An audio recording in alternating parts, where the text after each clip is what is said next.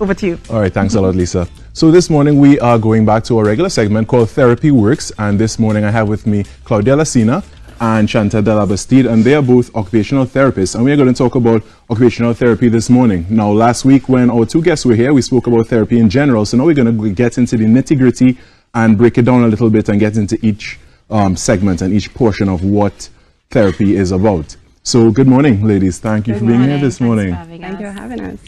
All right, so occupational therapy, again, you know, there's that word occupation in it. And, you know, many times you think about, when you hear occupation, you think about work. So the first time I ever heard about occupational therapy, I was thinking, oh, okay, that had to be a therapist on somebody's job. But really, what is it?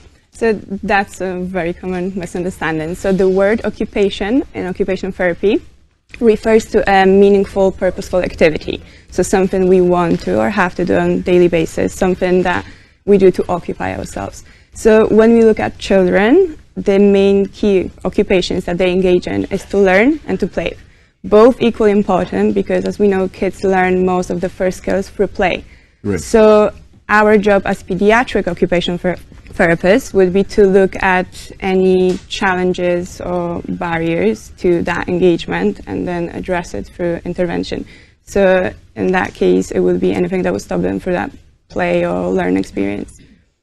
So what would a child need occupational therapy for, like in specifics? So we see a range of different clients with many different needs. So it could be related to a diagnosis, it could be related to a skill deficit. Sometimes it's a physical difficulty, sometimes it could be a cognitive difficulties. Okay. Sometimes we're looking at social skills, so whatever it is that stops them from reaching their potential, that'd be something we looked at, relating to what we would find through things such as initial assessment. All right, so Klaudia, tell me, what type of clients do you usually deal with? The diagnosis that we see at Therapy Works, it varies quite a bit. So the majority of my caseload include children with autism, which is a spectrum disorder. So no two kids with this diagnosis will have the same needs, skills, and abilities, and so the interventions will also vary. Other diagnoses we see include Down syndrome and coordination disorders like dyspraxia. But oftentimes they may not be an official diagnosis, and they might be a skill deficit, kids with skill deficits or developmental delays as well. So what I'm seeing from this is, like, although a child may be diagnosed with the same, under the same name, on the same banner of, let's say, autism, it does not necessarily affect them in the same way. Yeah, so entirely. It could be very different. Yeah, and occupational therapy is very client-centered. So even if kids do seem to present similarly in some form or another, they're individuals, and we're all individuals, and so we approach, as a profession, we approach them differently. As individuals? Yes. Right? Yeah. What about you, Klaudia? What type of clients do you usually come across? So we share quite a similar caseload. So Therapy Works sees those diagnoses. So there wouldn't be a certain diagnosis I would be working with, or Chantal. But just to add to the kind of main client base that Chantal mentioned, we also see kids with sensory issues, and that would be when their nervous system, the brain, has trouble registering and making sense of all the stimuli that it receives. So what we hear, what we feel, how our body moves, what we smell, and so on. And that then makes it very difficult for kids to adapt their responses, and that could affect all areas of their development, the physical, the cognitive. And that's something that would have to be addressed by occupational therapy. But as Chantal said, sometimes there is no diagnosis, and really our main job is to look at our clients' strengths and weaknesses. So problem. Whether there is a diagnosis or not, our aim is to help them reach their full potential.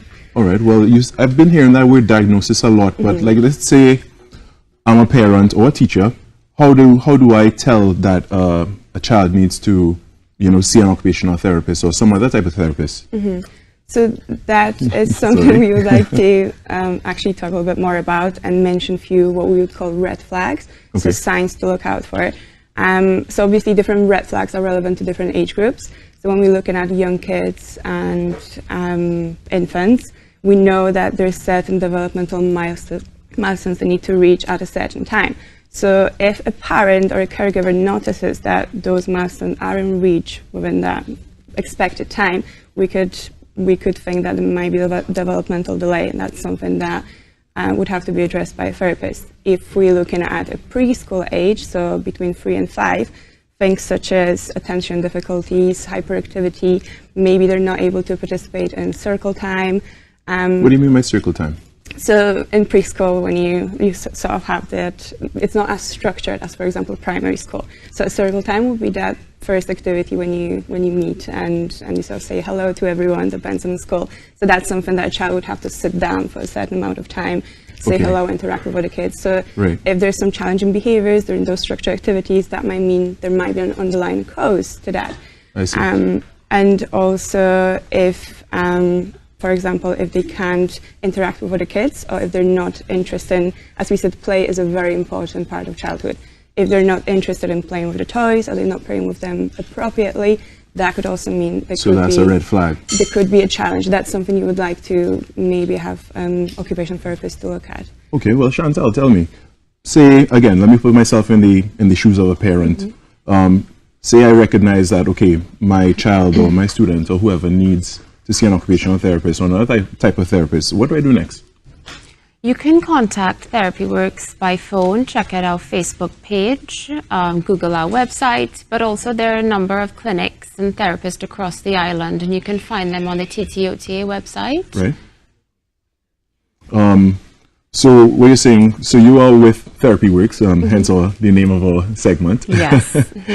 And so you offer many different services in this one place. Yeah, so we're a MDT, which is a multidisciplinary team. Okay. So within our clinic, we have occupational therapists and speech therapists, and oftentimes we would share the same child, the same caseload. Who may have different things. All right, yeah. Well, as we said, this is an ongoing segment, and every week for the next maybe 5 more weeks, 6 more weeks, we'll have therapists from the different disciplines coming in to give us information on each one of those. So thanks again, Klaudia and Chantal, for being here this morning and sharing with us. And Trinidad and Tobago, we go over to a break right now. We'll be back with much more.